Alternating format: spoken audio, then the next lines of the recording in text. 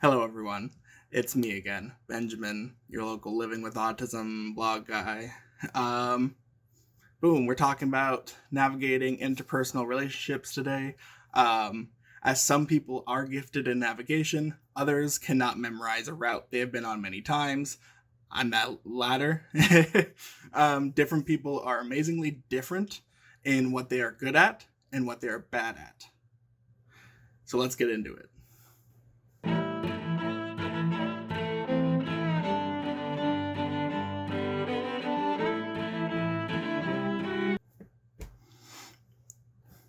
Okay, so social hierarchy and structure have been present in human history as many different forms. Um, the form it has taken in recent history has unfortunately been molded in a way in which people are just tossed to the side.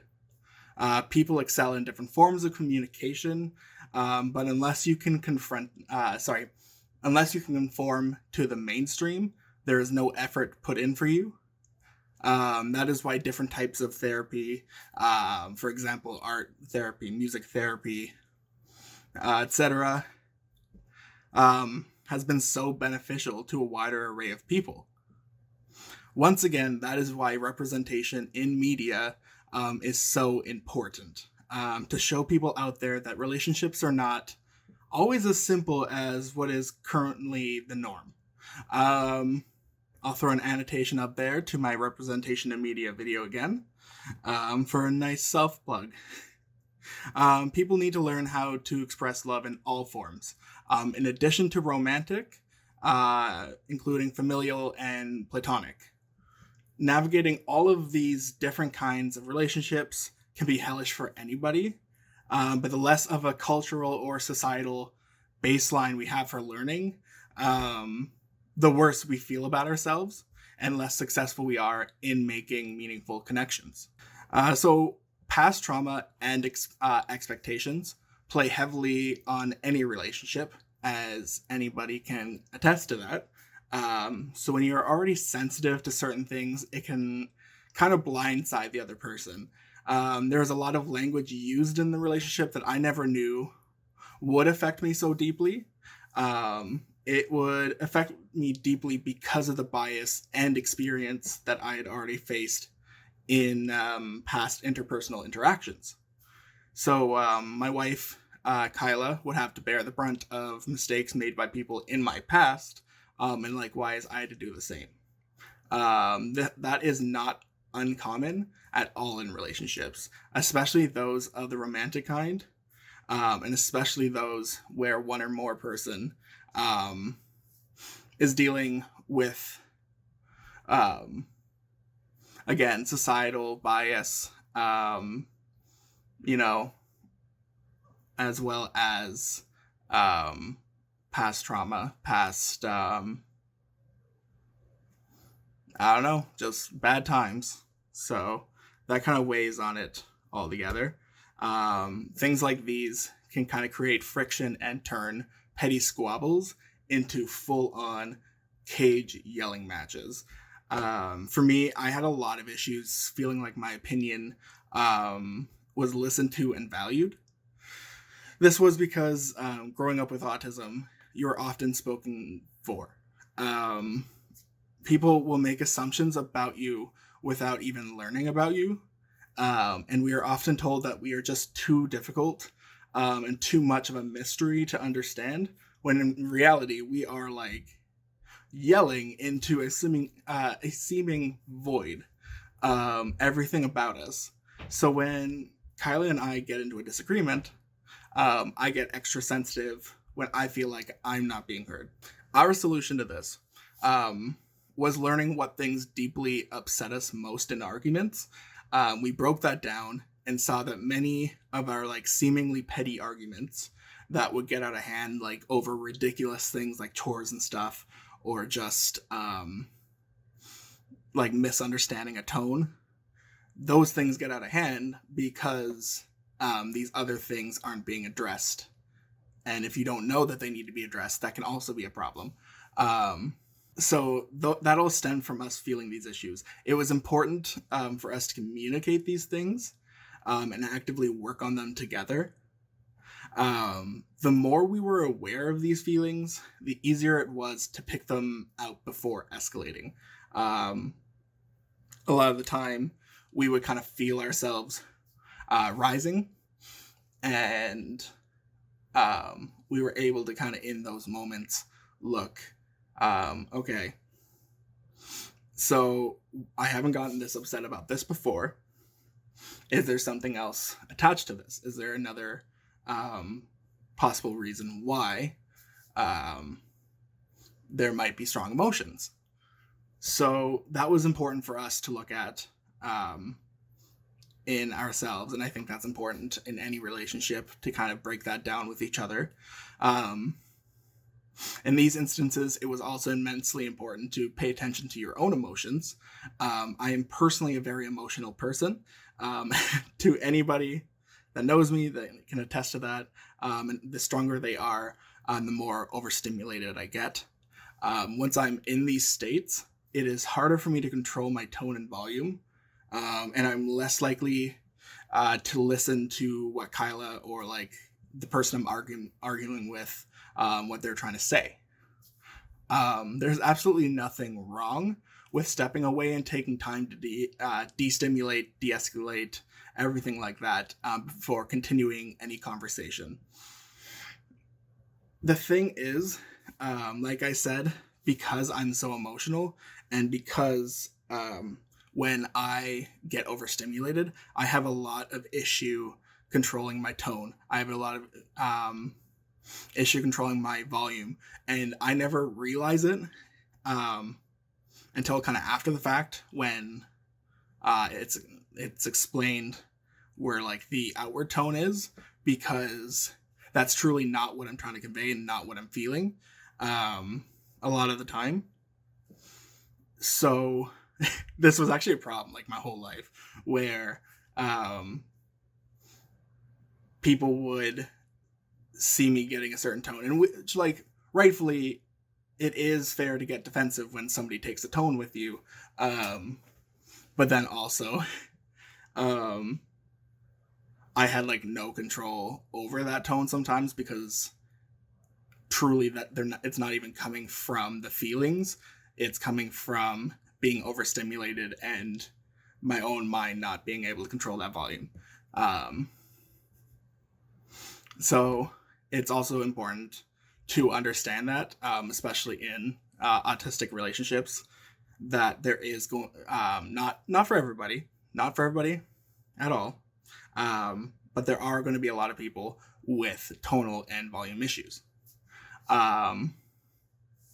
It's important to set up a way to communicate your intention to step away and destimulate. I did want to say that, because that's very important. If you just step away, the other person's going to be like, what the hell's going on? Or like set up places that you would for sure go in order to destimulate, so that the other person knows you are safe and knows that you're not doing anything rash from strong emotions. This just kind of allows you to step away with, like, even if you're unable to properly communicate that you need time without it sounding confrontational, it gives you that bit of space where you can just step away and the other person knows, okay, they're getting overstimulated. For us, I try to stay like to a single word cue if I get to that point, so at least Kyla knows and I'm not just stepping away from her randomly. So like that's us meeting in the middle there, because she also likes to have her time to cool down as well. But going back to communication for a bit, it is so unbelievably vital, and it is important for all people in a relationship if you want to create something meaningful. However, communication is often placed in a singular norm. I'm going to say norm. And anything outside that must find a way to fit into that space to be successful. Communication communication can be so much, and it is ridiculous that we must look at it in such a narrow way.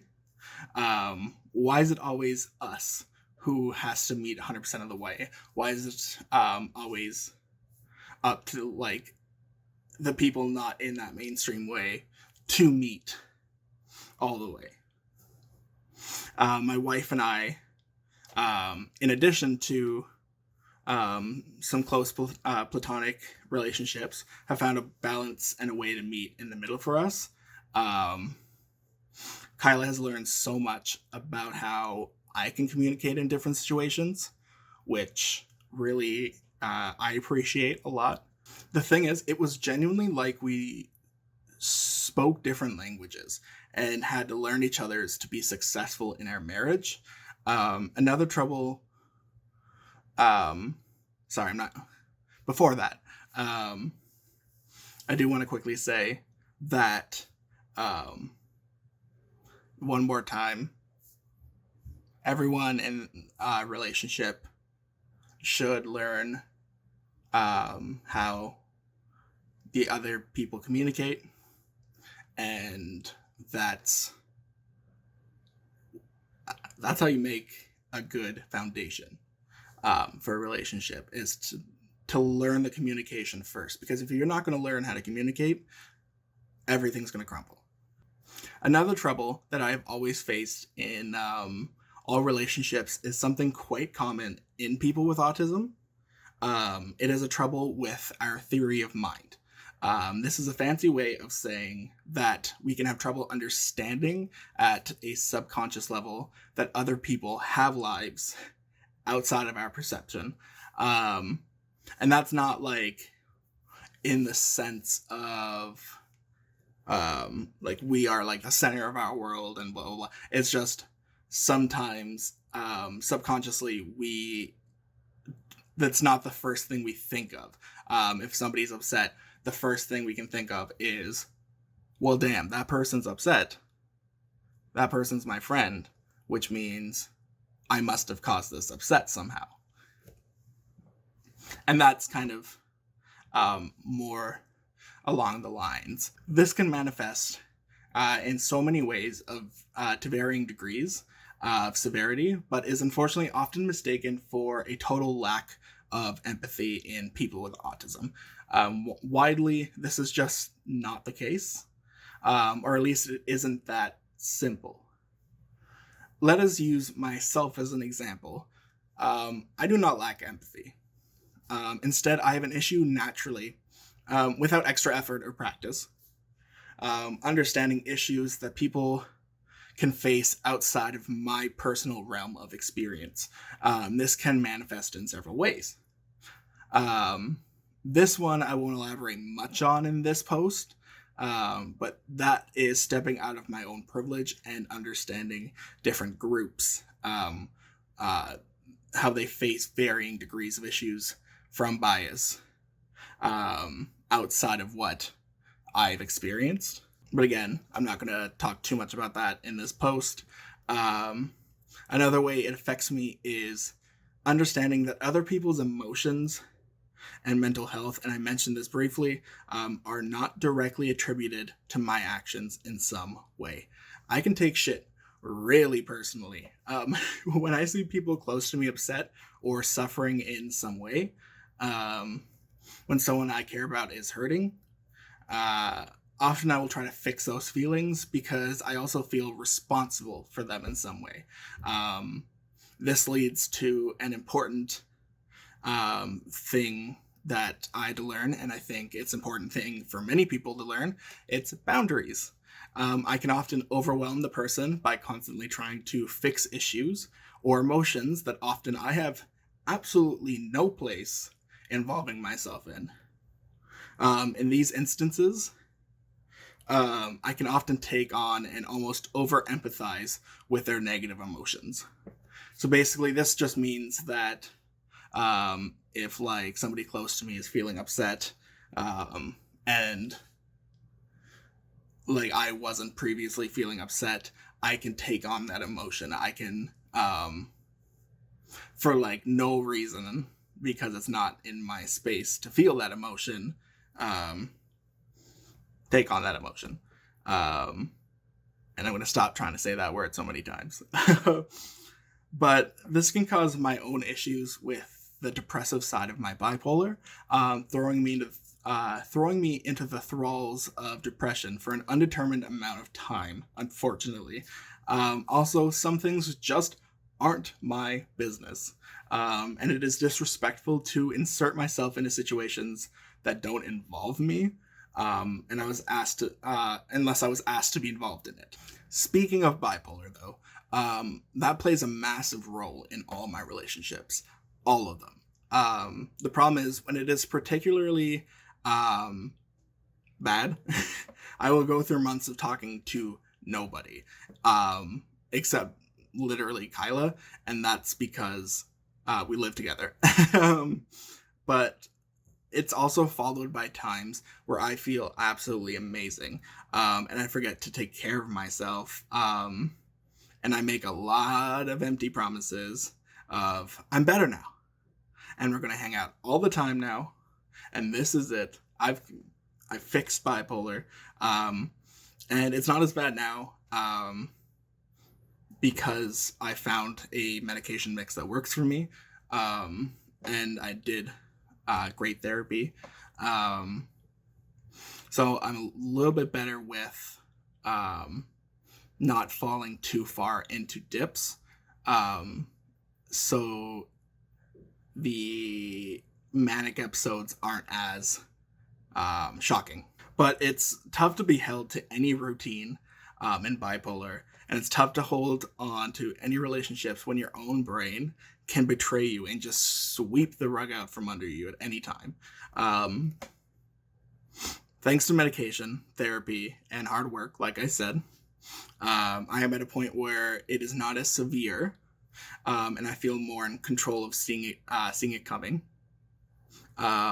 Again, it's not like it doesn't happen. It's not like hard work and drinking water cured what I have, but I can dampen symptoms. I can use things to my advantage. In this case, it's like I'm getting a button prompt now when the rug gets swept out from under me. So I have a little bit of a chance to get out of the way. But the final barrier that can stand in the way of navigating interpersonal relationships, energy output. There's a reason why I'm called sleepy on everything. There's a reason why I have been called lazy my whole life. It's because I only have so much energy. And many people with autism can attest to this. I have so much energy to distribute throughout the day. I really just put my energy into what I deem important. Which, to be fair, at one point in my life was not allocated properly and really messed with my mental health. So be careful of that. So the different things will take different percentages of my daily energy output, like I said. For example, spending 9 to 10 hours in a workplace where you must stay masking, and customers can be incredibly open about how little they think about you when they don't know that you're part of the communities that they talk about. That's a lot of energy. So when I'm in a situation like this, I have truly little to allocate into things that are necessary for taking care of myself. Chores would start piling up, and so would unread messages. It is important to find a balance, like I said. Without a balance, it can really deal a huge blow to your mental health. And it is important for society to let people strike a balance. Some people will also just take less energy to interact with socially than others. This can be because of your natural connection with them. This can also be because they're also putting an effort to understand how we think, which gives us a chance to not have to expend so much energy each time we see you. And kind of learning what makes us comfortable and uncomfortable. Remembering these things about us and genuinely caring that they are very real to us goes a long way. Remember, it takes everyone in any kind of relationship putting in effort and genuine understanding to make it succeed. Also, as much as we must learn for ourselves how to meet in the middle from where we are, that is not all. Respect yourself and understand that you deserve to have relationships where the other party or parties are putting your feelings into consideration too, and wants to meet you in the middle, and wants to meet you in the middle and understand you. If somebody is not willing to do that, maybe they aren't meant to be in your life, and that's okay, because you deserve to have people in your life that care. Anyway, respect yourselves this week. Have a wonderful weekend. And even in the little things, have a fantastic day.